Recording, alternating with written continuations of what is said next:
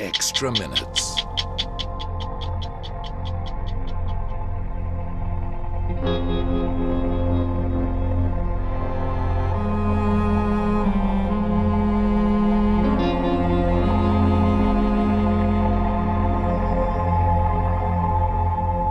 I've just spent the past week in Ukraine and at the crash site of flight MH17, trying to understand, to report and to witness the calamity and the catastrophe of exactly what happened there that's left all of us stunned and heartbroken and left too many families in Australia devastated. Initially, when you hear about this, you try and digest exactly, how terrible it is, what does it mean to people, how's it going to affect too many lives. Then professionally, logistically, you think, well, how the hell am I going to get there? I'm sitting in the 60 Minutes office in Sydney and we're talking about a remote area of eastern Ukraine that is war-torn, that is currently held by Russian-backed rebels, and there's a plane gone down and there's people missing, and you're trying to understand quickly the facts, but that's still a developing story. You just have to move.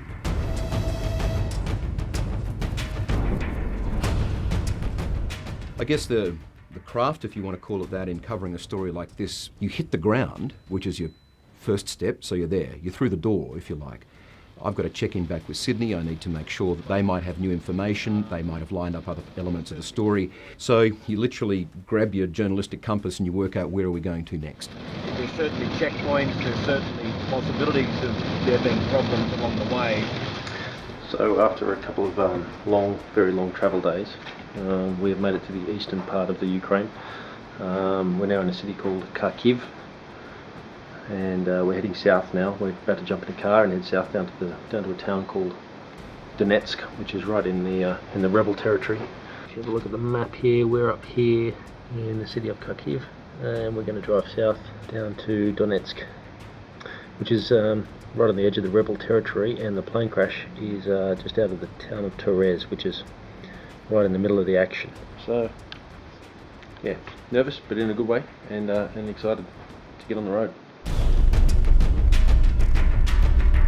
Logistically, this is one of the hardest stories I've ever had to cover. To get into a war zone, to get through blockades, roadblocks that are held by armed, vicious, sometimes drunk thugs who call themselves rebel separatists, whatever you want to call them, it was just ridiculously hard. We spent as much time retreating, going back on our tracks, as we did going forward just to get to that crash site.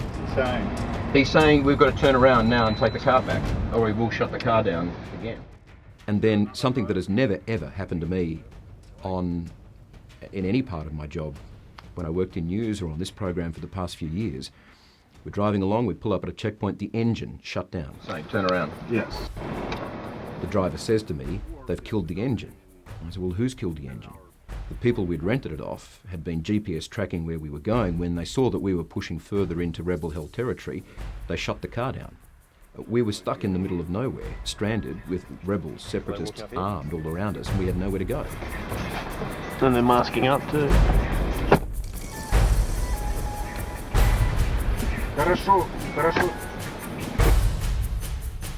The final option for us to get to Donetsk, then to get to the crash site of MH17, was to get on an overnight train. Look, I didn't expect too much, but when this train pulled out of the mist that night, it was like something out of Cold War Russia had rattled out of a museum, pulled up at the station. We got on board. I kid you not, if an Eastern European gentleman in a string vest had rocked up with 2 cages of live chickens and sat on the bunk next to me, I wouldn't have been surprised. Let me show you around.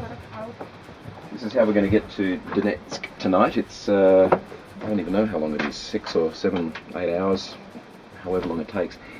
So we've booked the nicest cabin we could get. There's 4 bunks in here, nice bedding. Not a lot of light, we're trying to work that one out at the moment. There is, however, fairly nice rugs on the floor.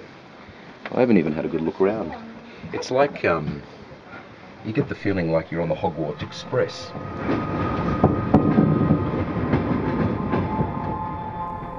This was just an extraordinarily difficult story to cover on many levels, not the least of which was the emotional level of being on that site. It's very rare in events that I've covered where I have been left lost for words or speechless. But that happened to me at that crash site.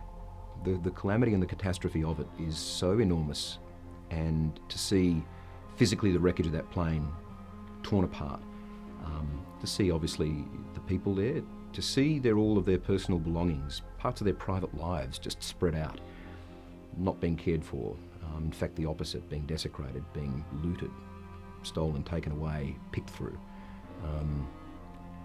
It is the worst side of humanity.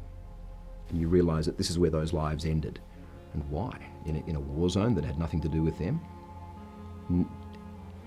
It's as simple as this. It was, and still is right now, just very, very hard to make sense of.